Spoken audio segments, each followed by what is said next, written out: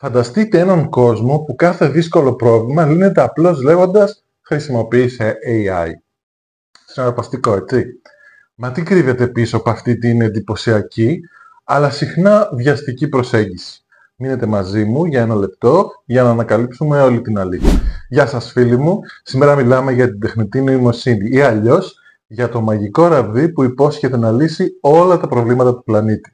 Από το πώς να διαλέξουμε την τέλεια σειρά στο Netflix μέχρι το να βρίσκουμε τα πιο κρυμμένα μονοπάτια στον εγκέφαλό μας.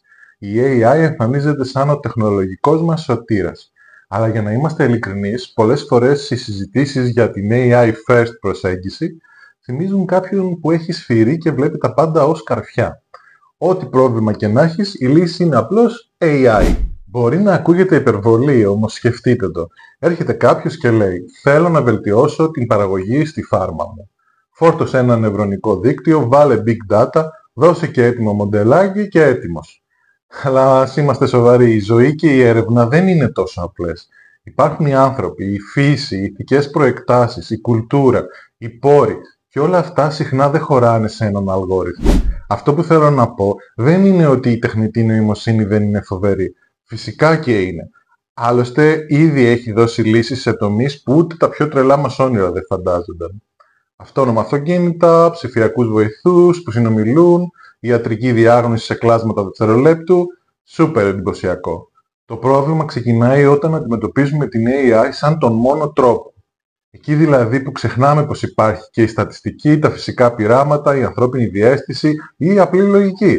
Ξαφνικά αντί να ρωτάμε ποια μέθοδος ταιριάζει καλύτερα στο πρόβλημα, ρωτάμε πώς θα κολλήσω ένα μοντέλο AI εδώ. Αυτό οδηγεί σε πολλά αστεία και μερικές φορές επικίνδυνα αποτελέσματα. Σκεφτείτε μια AI που αξιολογεί βιογραφικά για προσλήψεις. Αν τα δεδομένα είναι μεροληπτικά, π.χ. περασμένων ετών, υπάρχει κίνδυνος η AI να μάθει και αυτή τις ίδιες διακρίσεις. Δεν φταίει το πρόγραμμα, φταίνουν τα δεδομένα που του μάθαμε.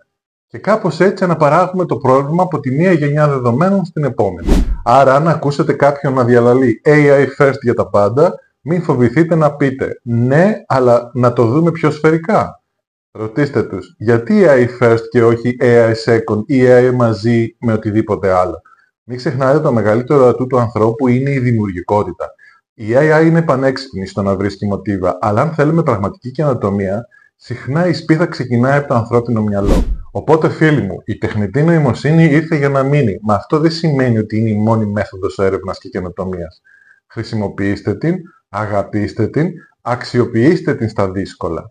Αλλά να θυμάστε πάντα, όταν το μοναδικό σας εργαλείο είναι ένα σφυρί, τα πάντα μπορεί να μοιάζουν με καρφιά. Ενώ στην πραγματικότητα χρειαζόμαστε μια ολόκληρη εργαλειοθήκη για να φτιάξουμε σωστά το σπίτι της επιστήμης και της ζωής. Αν συμφωνείτε ότι η AI first προσέγγιση δεν είναι πανάκια, πατήστε like, αφήστε σχόλιο για το τι πιστεύετε και μοιραστείτε το βίντεο. Ίσως έτσι βοηθήσουμε να δει περισσότερος κόσμος και τις άλλες πλευρές της έρευνας και της ανάπτυξης.